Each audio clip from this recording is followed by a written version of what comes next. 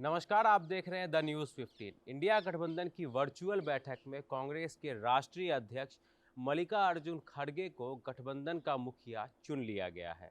ऐसे में प्रश्न उठता है कि विपक्षी दलों को जोड़कर इंडिया गठबंधन का स्वरूप देने वाले नीतीश कुमार का अब क्या होगा। दरअसल नीतीश कुमार के लक्षण एनडीए में जाने वाले लग रहे हैं। पीएम मोदी की चंपारण रैली टालने की वजह भी यही बताई जा रही है। नीतीश कुमार पहले भी कयास लगाए जा रहे थे कि नीतीश कुमार एनडीए में शामिल होने जा रहे हैं। ऐसी भी खबरें आ रही है कि कुछ मीडिया घराने बीजेपी और नीतीश कुमार के बीच मध्यस्थता का काम कर रहे हैं। ऐसा माना जा रहा है कि नीतीश कुमार अयोध्या में रामलला के प्राण प्रतिष्ठा समारोह में जाएंगे। वहां पर उनकी पीएम मोदी से मुलाकात होने की बात भी सामने आ रही है। इस मुलाकात में भविष्य की रणनीति कैसी बनेगी, ऐसा माना जा रहा है कि राम मंदिर में रामलला के प्राण प्रतिष्ठा समारोह के बाद पीएम मोदी चंपारण में रैली करेंगे और बिहार को बड़ी सौगात देंगे। इसी सौगात के माध्यम से नीतीश कुमार बीजेपी के पक्ष और इंडिया गठबंधन के विरोध में माहौल बनाएंगे।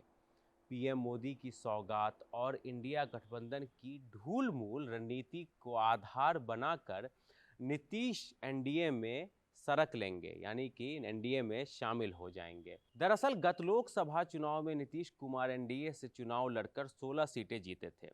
ये सीटें जदयू ने मोदी के चेहरे पर ही जीती थी। इस बार भी माहौल बीजेपी के पक्ष में है। राम मंदिर निर्माण की वजह से देश के हिंदू वोट बैंक बीजेपी की ओर जा रहा है। ऐसे में राजनीति में नफे और नुकसान का गणित लगाने वाले नीतीश कुमार के साथ बीजेपी, यानी कि नीतीश कुमार बीजेपी के साथ जा सकते हैं। दरअसल विपक्षी दलों के गठबंधन ने वर्चुअल मीटिंग में कांग्रेस के राष्ट्रीय अध्यक्ष मल्लिकार्जुन खड़गे को गठबंधन का चेयरपर्सन चुन लिया है। इंडिया की इस 5वीं मीटिंग में 10वीं पार्टियों के नेता शामिल हुए।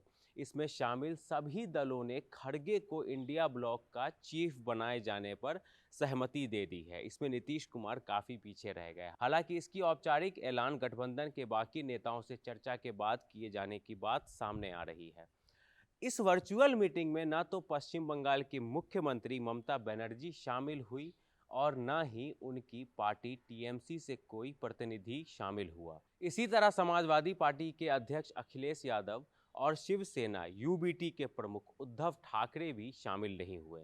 बैठक से पहले ये अटकलें थी कि इसमें बिहार के मुख्यमंत्री नीतीश कुमार को गठबंधन का संयोजक बनाए जाने का फैसला हो सकता है, लेकिन ऐसा नहीं हुआ। ऐसे में प्रश्न है कि आखिर खड़गे को इंडिया गठबंधन का चेयरपर्सन क्यों बनाया गया। तो मल्लिकार्जुन खड़गे विपक्ष के पीएम पद के दावेदार भी बनेंगे, ऐसा हम आपको आगे बताते हैं। मल्लिकार्जुन खड़गे को चीफ बनाने का यह मतलब तो नहीं है कि वह लोकसभा चुनाव में पीएम पद के उम्मीदवार होंगे।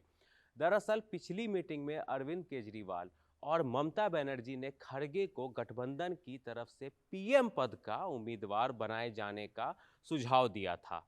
उनका कहना था कि अगर दलित समुदाय से आने वाले खड़गे को पीएम फेस बनाने से चुनाव में विपक्ष को फायदा होगा, तो क्या खड़गे को विपक्ष की तरफ से पीएम पद का उम्मीदवार बनाना अच्छा हो सकता है। इसका जवाब है या नहीं। गठबंधन का चेयरपर्सन होना अलग बात है, पीएम पद के लिए दावेदार होना भी अलग बात है।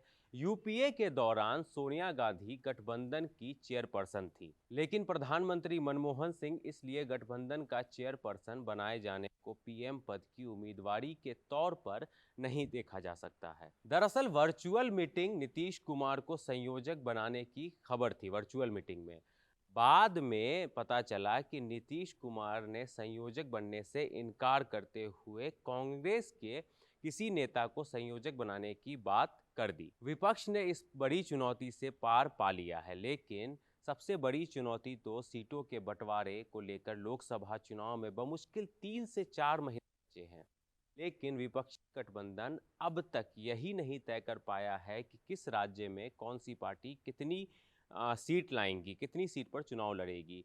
अभी यह तय हो जाए तो आगे ये तय करना भी चुनौती होगा किन किन सीटों पर कौन पार्टी लड़ेगी। हालांकि इसे बात चल रही है गठबंधन की सबसे बड़ी पार्टी कांग्रेस का राष्ट्रीय प्रभाव, इसलिए वह सीट शेयरिंग को लेकर क्षेत्रीय दलों के साथ अलग अलग बैठकें कर रही हैं। शनिवार की बैठक में नीतीश कुमार ने भी सीट शेयरिंग को सबसे बड़ी चुनौती बताया। ममता बनर्जी के बैठक में शामिल नहीं होने को भी सीट शेयरिंग की जटिलता से जोड़कर देखा जा रहा है। पश्चिम बंगाल, केरल, महाराष्ट्र, यूपी, पंजाब, दिल्ली जैसे राज्यों में सीट शेयरिंग फॉर्मूला तय करना विपक्ष के लिए बहुत चुनौतीपूर्ण है। ये मामला इतना जटिल है कि अगर इसे सही से हल नहीं किया गया तो चुनाव से पहले हो सकता है कि कुछ पार्टियां की राह गठबंधन से बिल्कुल अलग हो जाए, और ऐसे संकेत भी कई सारे आ रहे हैं। इस पर आपकी क्या राय है, हमें कमेंट सेक्शन में जरूर दें। हमारे चैनल को लाइक करें, सब्सक्राइब करें, शेयर करें। शुक्रिया।